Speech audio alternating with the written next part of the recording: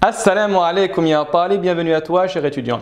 Aujourd'hui, nouvelle vidéo dans la série Production orale en langue arabe ou At-Ta'bir al-Shafawi bil-Lughati al-Arabiyya, dans laquelle nous allons nous intéresser à une technique, un stratagème pour pouvoir donner l'antonyme ou l'opposé de manière ultra simple.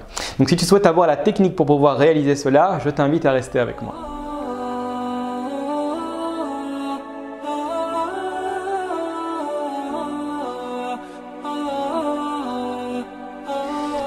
Commençons sans plus tarder avec l'élément suivant. Donc si en langue arabe, je connais un adjectif sans pourtant connaître son contraire, il suffit d'utiliser le terme de ghayr pour pouvoir donner son contraire. Ce procédé aura pour effet l'euphémisme. Donc laissez-nous tout d'abord expliquer à quoi fait référence un euphémisme en français. Un euphémisme est une atténuation dans l'expression de certaines idées ou de certains faits dont la cruauté aurait fait quelque chose de brutal ou de déplaisant. Regardez bien l'exemple que vous avez en face de vous.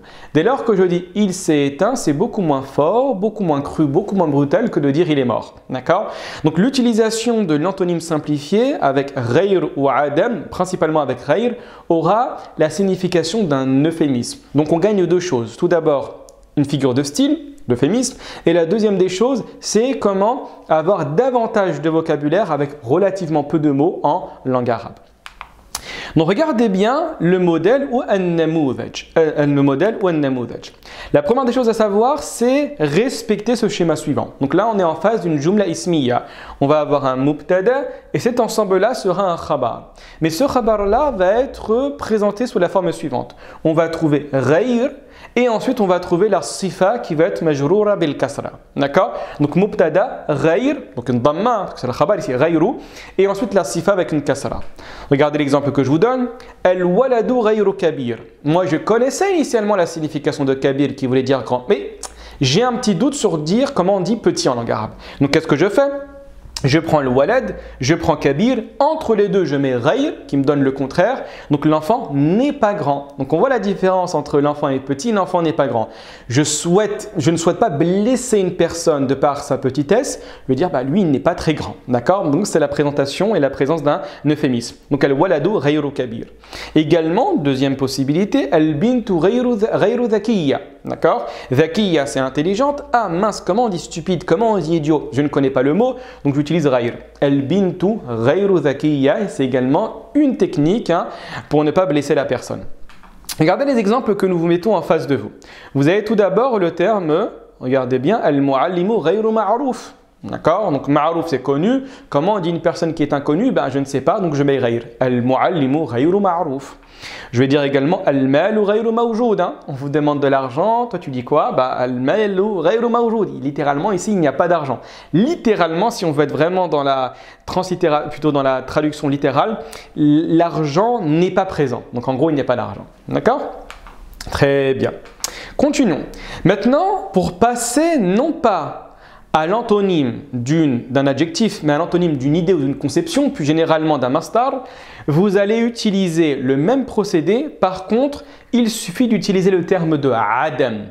Adam initialement signifie le néant, mais dès lors qu'il est mentionné avant une idée, une conception, donc généralement un masdar, cela fait référence à son contraire. D'accord? Regardez bien. Vous avez un namoudhaj que nous allons vous présenter de manière relativement simple. C'est exactement le même que le précédent. Je prends le masdar et juste avant je mets adam. Ça nous fait le contraire. Vous avez trois mots en face de vous. Al-wujud, donc la présence. Al-fahm, la compréhension. Al-inkar, la réprobation. Le fait de mettre le contraire de adam devant chaque mot en face de vous, adamul wujud, c'est l'inexistence. Adamul fahm, c'est l'incompréhension. Adamul inkar, ça va être ici non pas la réprobation, mais plutôt l'autorisation, la permission. D'accord? Regardez les exemples que vous avez en face de vous. On va dire par exemple Adamul fahmi yuaddi ila mashakil. Et c'est vrai ça. D'accord? Donc l'absence de compréhension, l'incompréhension conduit à des problèmes. D'accord? On ne sait pas comment dire l'incompréhension en langue arabe, on va dire adamul fahm tout simplement. Vous avez également adamul kalam khayrun min al bada'a. Donc il y a le kalam, le fait de parler, son contraire va être le mutisme ou le silence. Ah, je ne sais pas comment on dit cela en langue arabe, mais nous allons dire adamul kalam, d'accord? Que nous allons introduire ici par le silence. Khayrun min al bada'a, c'est la grossièreté, d'accord? Voilà, faqad wasalna ila nihayati ad-dars, barakallahu fikum. N'oubliez surtout pas que l'ensemble des cours sont téléchargeables directement via le lien dans la description. Portez-vous bien. Wassalamu alaikum wa rahmatullahi wa barakatuh.